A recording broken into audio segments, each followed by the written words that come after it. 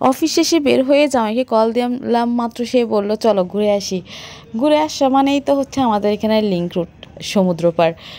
বেশ খানিকটা বিকেল হাতেও ছিল, তো বললো চলো ঘুরে আসি। তো সাগর পাড়ে আসলাম। আমার সারাদিনের কাজকর্ম ক্লান্তি শেষে এভাবে একটু বিকেলবেলা সাগর পাড়ে আসলে মনটাই ভালো হয়ে যায়, তাই না? এরকম পড়ন্ত বিকেলে সাগর পাড়ে বসে সূর্যাস্ত দেখার মজাই আলাদা, তাই না? কার কার ভালো লাগে সূর্যাস্ত? আমি যদি সাগর পাড়ে যাই আর সূর্যাস্তটাই দেখতে না পারি, মনে হয় যেন কী যেন মিস হয়ে গেছে, কী যেন মিস হয়ে গেছে, মানে কী যেন নাই।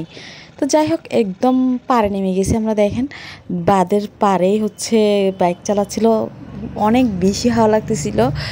আর এই হচ্ছে সূর্য অস্ত যাচ্ছে, মানে এই ওয়েদারটা, এই সময়টা সাগর পাড়ে কাটাতে অসম্ভব ভালো লাগে।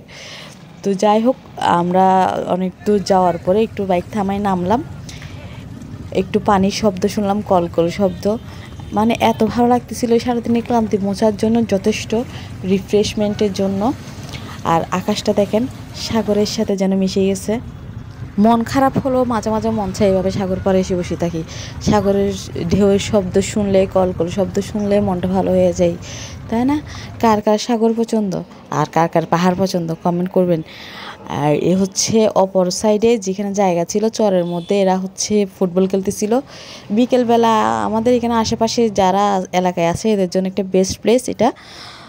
তারপর আবার রওনা দিলাম আমরা। এই সাইডে হচ্ছে একটু উপরের দিকে হয়ে যাচ্ছি, এদিকে প্রায় জঙ্গল জঙ্গল। এইখানে সব কপতিরা বসেছিল। যাই হোক, ওগুলো আমি ভিডিও নিই নাই, রাখি নাই, কারণ জানি না কার কপালে কি দুঃখ চলে আসবে, তখন কে কোথায় কোন দিকে ধরা খায় যাবে আবার ভিডিও দেখে, তাই না? কি দরকার অন্যের রহস্য উন্মোচন করার, থাক না যে যার মতো করে, আমার তাতে কোনো কিছু আসে যায় না।